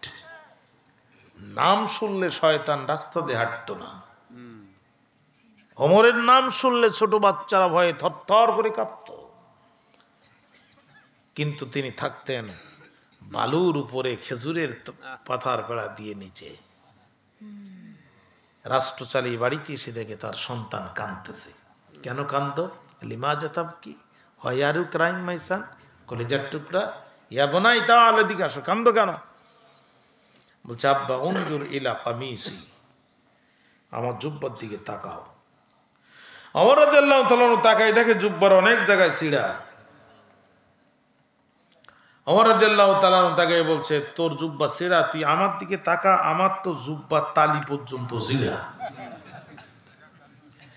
কিছুক্ষণ পর জড়াই ধরে বলছে, বাবা রে, তুই আর আমি ছিঁড়া জুব্বা পরলে যদি আল্লাহ খুশি হয়, তা তোর আর আমার সমস্যা কোন জায়গায়? ছোট্ট ছেলে বলছে, আব্বা বিষয়টা তা না, আমার বন্ধুরা খুব দুষ্টু। আমি যখন কোরআন পড়তে যাই, ওরা তখন এই ছিঁড়া জুব্বার ভিতরে আঙ্গুল ঢুকিয়ে দেয়, কয় এই দেশের প্রেসিডেন্ট তোর বাপ, তোর জুব্বার কেন এই ভাব? এখন আমার তো মাথা গরম, কারণ আমি তো আমার বাবাকে চিনি, আমার বাপ কি বাপ। কোন দিন একটা সোয়ার মারবো, 8টা-10টা মারা যাবে, আমার নামে মার্ডার মামলার এফআইআর হবে। আব্বা কোরআন পড়তে বাড়ি পড়বো। সবাই ঘুমায় গেছে। হযরত ওমর তদানীন্তন অর্থমন্ত্রীর বাড়িতে চলে গেছে। দরজা খোলো, দরজা খুলে গেছে। আমিরুল মুমিনিন, এত রাত্রে আপনি আসলেন, আপনি বললে তো আমি যেতাম। বলছে প্রয়োজন আমার, এই জন্য আমি এসেছি। কই কি? কয় আজ মাসের কয় তারিখ? কয় 5 তারিখ। কয় মাসটা পড়বে কয়দিন পর? কয় 25 দিন পর। কয় 25 দিন পর মাসটা পড়বে, তুমি 25 দিনের বেতন আমাকে অ্যাডভান্স দাও। অর্থমন্ত্রী বলছে এটা কোনো ব্যাপার? আপনি প্রধানমন্ত্রী, আমি অর্থমন্ত্রী, আপনি বলবেন আর আমি দেবো, কোনো সমস্যা নাই, কিন্তু একটু লিখে দেন যে আগামী 25 দিনের ভিতরে আজরাইল আপনার জান কবজ করবে না। একটু লিখে দেন। আর যদিও জান কবজ করে আপনি মারা যান, তাহলে আল্লাহ এবং জনগণ উভয় আপনাকে মাফ করবে। এইটা লিখে দেন, টাকা নেন। লিখে দিতে পারবেন না, 1 টাকাও দেব না। মন্ত্রিত্ব কেড়ে নেবেন, পরোয়া করি না। মন্ত্রিত্ব বাঁচানো ফরজ নয়, ঈমান বাঁচানো ফরজ। আর আমাদের অর্থমন্ত্রী আবুল মাল, কথা কন না? আবু শব্দের অর্থ হচ্ছে পিতা, আর মাল শব্দের অর্থ হচ্ছে সম্পদ। আরবি গ্রামারে এটা বলে মুদাফ মুদাফিলাই, জুমালিন মালের বাপ। 22,000 কোটি টাকা পাচার হয়, উনি বলে নাতিক বকাস, কোনো ব্যাপার নয়, নিজেই তো মালের বাপ, ঠিক না? আর ভারতের এক সময়কার অর্থমন্ত্রী ছিল এসকে বাল। কি নাম বললাম? বহু হিসাব কিতাব করে দেখলাম এই বাল আর মাল দিয়ে রাষ্ট্র চলে না। এ রাষ্ট্র যদি দুর্নীতি মুক্ত করতে হয়, খোদা দরিদ্র মুক্ত করতে হয়, গরিব মানুষের মুখে হাসি ফোটাতে হয়, ধর্ষণ বন্ধ করতে হয়, ইফটিজিং বন্ধ করতে হয়, রাহাজানি বন্ধ করতে হয়, তাহলে 1500 বছর পূর্বে হেরা গুহায় নাজিল হওয়া আল্লাহর কোরআনের সংবিধান পার্লামেন্টে বাস্তবায়ন করতে হবে, কোরআনের শিক্ষা ব্যবস্থা কায়েম করতে হবে। আর খলিফা ওমরের মতো নেতা এই সমাজে নির্বাচিত করতে হবে, যারা সিরা চুপ্পা পরে মন্ত্রী হবে, কিন্তু গরিবের 2 টাকা চুরি করবে না।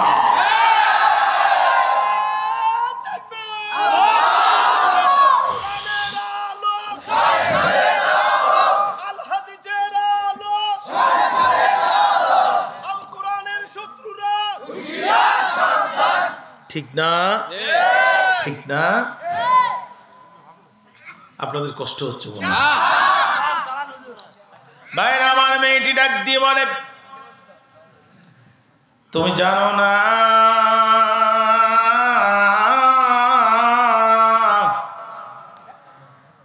জানো না গো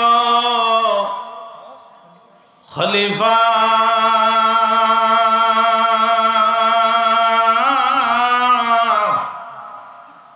আমি মে কোরআনের হাফেজা। 1 নম্বর কথা মোর বলো তো, আমার বাড়িতে প্রবেশ করেছিলে যখন, সামনের পাঁচিল দিয়ে প্রবেশ করেছিলে নাকি পিছনের পাঁচিল দিয়ে প্রবেশ করেছিলে? ওমর বলে, মেয়েরে, সামনের গেটে লেখা ছিল তালা, এই জন্যে তো পিছনের গেট দিয়ে প্রবেশ করেছিলাম। ওমর রাদিয়াল্লাহু তাআলা এই কথা শোনার পরে মেয়েটি বলে, ওমর তুমি মন খারাপ করবা না, এই কথাটা আমি বলি নাই, এই কথাটা বলেছেন খোদ আল্লাহ সুবহানাহু ওয়া তাআলা। ও ওমর তুমি মন খারাপ করবা না, কোরআন আল কারীমের 49 নম্বর সূরা 26 নম্বর পারা সূরাতুল হুজুরাতের 4 নম্বর আয়াতে কারিমা আল্লাহ রাব্বুল আলামিন নিজেই বলছেন, ইন্নাল্লাযীনা ইউনাদুনাকা মিন ওয়ারাইল হুজুরাত আকসারুহুম লা ইয়াকিলুন।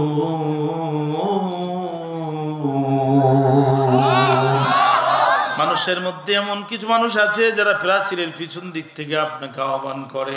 মদিনার প্রেসিডেন্ট ওমর গো, বলো তো আমার বাড়িতে তুমি যখন এসেছিলে তখন বাড়ির সামনের থেকে আসছিলে নাকি পিছন দিক থেকে? ওমর কয়, মেয়ের পিছন দিক থেকে। মেয়েটি ডাক দিয়ে বলে, খলিফা এটা তোমার 1 নম্বর অপরাধ। 2 নম্বর অপরাধ যদি তুমি তালাশ করতে চাও, ও মদিনার প্রেসিডেন্ট ওমর গো, কোরআন আল কারীমের 24 নম্বর সূরা 18 নম্বর পারা সূরাতুন নূরের 27 নম্বর আয়াতে কারিমায় তোমাকে যেতে হবে।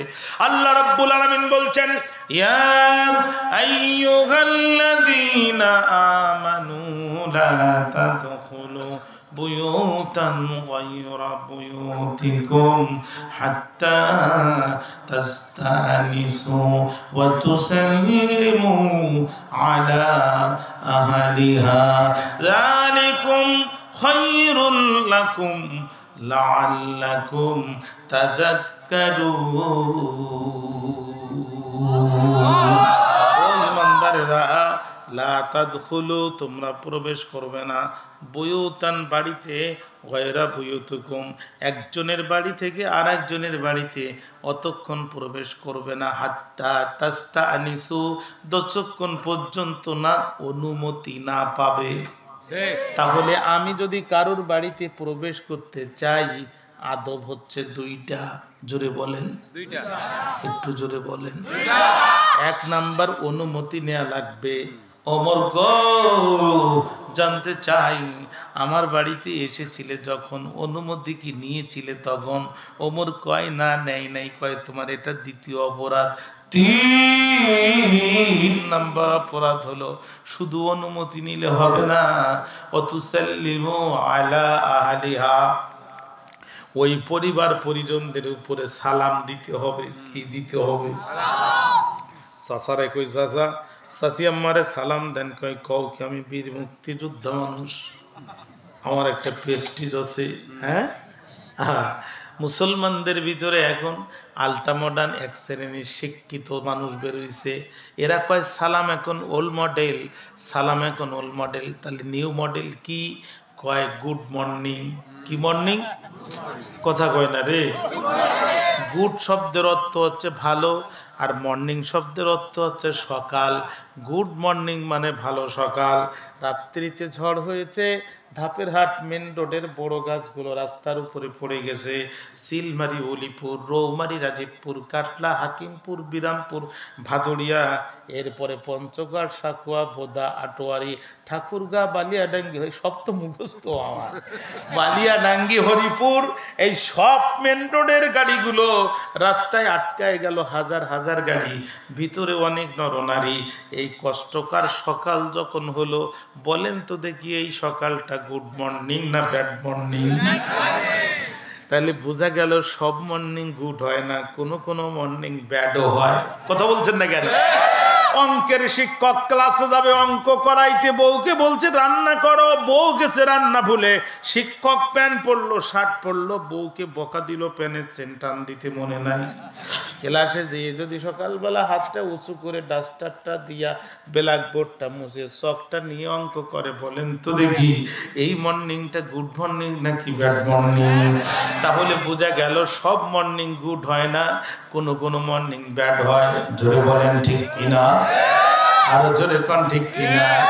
দেখেন ইসলাম কত অত্যাধুনিক, চির আধুনিক। ইসলাম বলছে তুমি সুখে থাকো আর দুঃখে থাকো, তুমি মুসিবতে থাকো আর বিপদে থাকো, আসসালামু আলাইকুম ওয়া রাহমাতুল্লাহ, সর্ব অবস্থায় আল্লাহর পক্ষ থেকে রহমত, শান্তি, বরকত তোমার উপরে বর্ষিত হোক। চিৎকার দিয়ে একবার বলা যাবে কি মারহাবা? এই জন্য সালামের বদলে শিখাবেন না টাটা, কপালে লাগবে ছাটা। আমি মাঝে মাঝে বক্তৃতা বলি, ছেলে মেয়ে দুইজন স্কুলে পড়ে, মেয়েটার নাম রানী, ছেলেটার নাম রনি, দুইজন মিলে প্রেম করে। প্রেম বোঝেন তো বাবা, বিয়ের আগে যেটা করে আর কি, স্কুলে গাছের গোড়ায়, গাছের মাথায়, গাছের আগায় সব কবুতরের বাচ্চার মতো জোড়ায় জোড়ায় জোড়ায় জোড়ায় জোড়ায় জোড়ায়। আপনাদের গাইবান্ধার এলাকায় নাই, ইসলাম কায়েম হলে সব কয়টার বাটাম ফাটানো হবে। একবারে কাজী নিয়া, ইমাম সাথে নিয়ে ম্যাজিস্ট্রেট ঘুরবে, জোড়া পাইলেই বিয়ে, কোনো কথা নেই।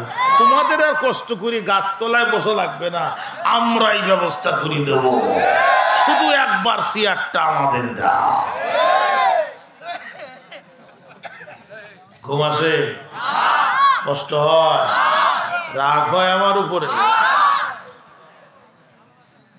কাল সকালবেলা কিছু লোক আমার 14 গোষ্ঠী কবর দেবে, যেটা বক্তা না, বক্তা জাতো না, কোনো সমস্যা নেই, আমি রাতেই চলে যাব, আমার কিছু যাবেও না আসবেও না, ঠিক না?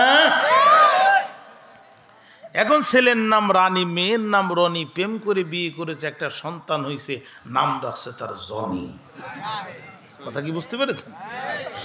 এখন আধুনিক যুগ, ছেলে বউ স্ত্রী স্বামীর নাম ধরে ডাকে রনি, স্বামীও স্ত্রী স্বামীর নাম ধরে ডাকে, স্বামীও স্ত্রীর নাম ধরে ডাকে। এও কে বলে রনি, ও একে বলে রানী। জনি এইটা শিখছে, জনির বয়স এখন 5 বছর। আবদার করলো, আব্বা একটু হ্যাপি বার্থডে টু ইউ, জন্মদিনের কেক কাটবো। এটা একটা নাপাক অনুষ্ঠান, ইসলামিক কালচারে এইটা নাই, ঠিক না?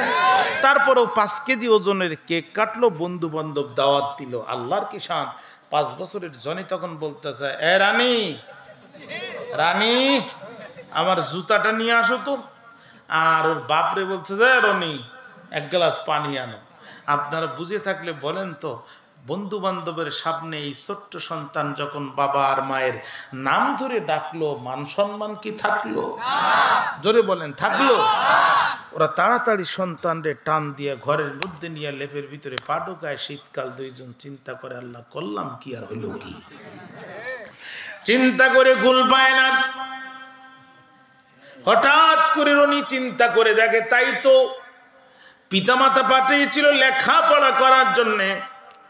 বাবার কষ্টের টাকা দিয়ে প্রেম করেছি, বাবার মনে কষ্ট দিয়ে বিয়ে করেছি, সমাজের 10 জনের সামনে বাবার মাথাটা নিচু করে দিয়েছি। এরপরেও তওবা করে ভালো হয় নাই, রসুলের সুন্নত মানি নাই। নবীজি কোন স্ত্রী কোনদিন নবীকে নাম ধরে ডাকে নাই, ডাকছে? হ্যাঁ, যেগুলোর বউ স্বামীর নাম ধরে ডাকে সবগুলো ছাগল, ঠিক না? আরে যদি আমরা নবীর সুন্নাত মেনে নিতাম তাহলে তো সন্তান এরকম হতো না। এমন সময় রনি কান্দে, রানী ডাক দিয়ে বলে, রনি তোমার চোখে কেন পানি? রনি বলে, এই বেয়াদবের যে ভাব, এ মৃত্যুর আগে আমার বলবে না বাপ, ঠিক না? দুইজন মিলে চিন্তা করে কিন্তু উপায় খুঁজে পায় না। এমন সময় রনি ডাক দিয়ে বলে, শোনব, আমরা তো ভুল করেছি, প্রেম করেছি, বিয়ে করেছি, রসুলের সুন্নাত মানি নাই। সুতরাং কাল যে হোমিওপ্যাথির থিওরি, যেখান থেকে উৎপত্তি একই জায়গায় নিষ্পত্তি। আগামীকাল সকালবেলা আমি তোমাকে আব্বু বলবো, তুমি আমারে আম্মু বলবা।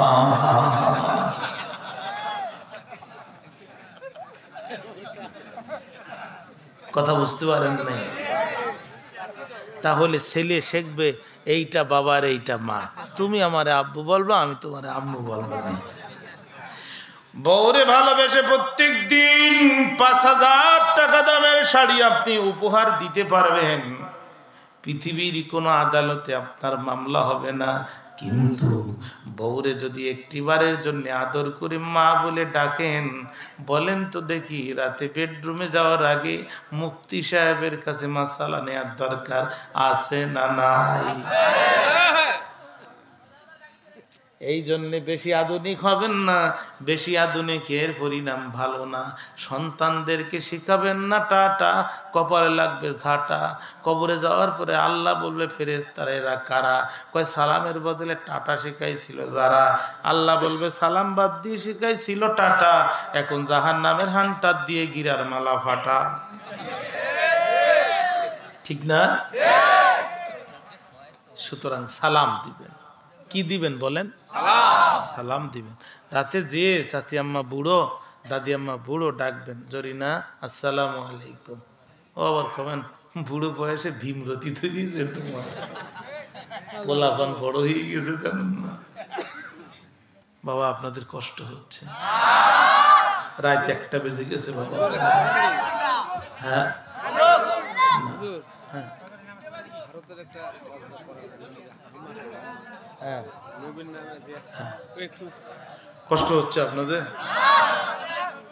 মনোযোগ আছে আমার দিদি, মনোযোগ আছে। আমি আর একটু আগাবো সামনে। আরে মদিনার প্রেসিডেন্ট বলো তো দেখি, তুমি কি আমাকে সালাম দিয়েছিলে? ওমর বলে, না। কই, ইটস ইওর 3rd ক্রাইম, এটা তোমার 3 নাম্বার অপরাধ। ওমর কয়, মেয়ে বুঝিস না, দলিল সব তোর হাতে, ভুলে যাস না উস্তাদের মার শেষ সাথে। উস্তাদের মার দলিল যদি রাজার প্রজার কাছে থাকে, তাহলে রাজার কাছে দলিল আছে না নাই? ওমর বলে, মেয়েরে, আমি যে আসলাম, এই আসার পারমিশন আমি কোথা থেকে পেলাম রে মেয়ে, তুই কি জানিস? কয় না। কয় যদি না জানিস তাহলে এখন তুই আমার কাছ থেকে শুনে নিবি। রে মেয়ে, তুই যে দোষারোপ করলি কোরআনের হাফেজা, তোর দলিল ঠিক আছে, কিন্তু আমি যে এসেছি আমার দলিলও ঠিক আছে। ওমর রে মেরে সূরার নাম সূরাতুল হজ, আয়াত নাম্বার 41, সূরা হজ্জের 22 নম্বর সূরা, 17 নম্বর পারা, সূরাতুল হজ্জের 41 নম্বর আয়াতে আল্লাহ আমার বলেন, আল্লাযীনা ইম্মাক্কান্নাহুম ফিল আরদি আকামুস সালাতা ওয়া আতাউস যাকাত ওয়া আমারু বিল মা'রুফি ওয়া নাহাউ আনিল মুনকার ওয়া লিল্লাহি আকিবাতুল উমুর। মুসলমানদের সরকার যারা হবে, চারটা দায়িত্ব পালন তারা করবে। জোরে বলেন কয়টা? না কষ্ট হচ্ছে আপনাদের, জোরে বলেন কয়টা? জোরে হলো না? 1 নম্বর, পার্লামেন্টে তারা নামাজের বিল আনবে। 55টি বছর দেশটা স্বাধীন হলো, সরকার যারা আসলো নামাজের বিল কি তারা আনলো? জোরে বলেন, নামাজের বিল কি তারা আনলো? তাহলে এদেরকে যারা বানালো আর এরা যারা হলো, এরা কেউ মুসলমান দাবি করার ক্ষমতা রাখে না। জোরে বলেন রাখে? শেষ করে দেবো? বলেন বলেন বলেন। জোরে কোন কয়টা? 1 নম্বর নামাজের বিল কায়েম করবে, 2 নম্বর যাকাত দিবে, 3 নম্বর সৎ কাজে আজিজ দিবে, 4 নম্বর অসৎ কাজে বাধা দিবে। এই 4টা কাজ করতে গেলে অবশ্যই মুসলমানদেরকে সরকারে যেতে হবে, ঠিক না?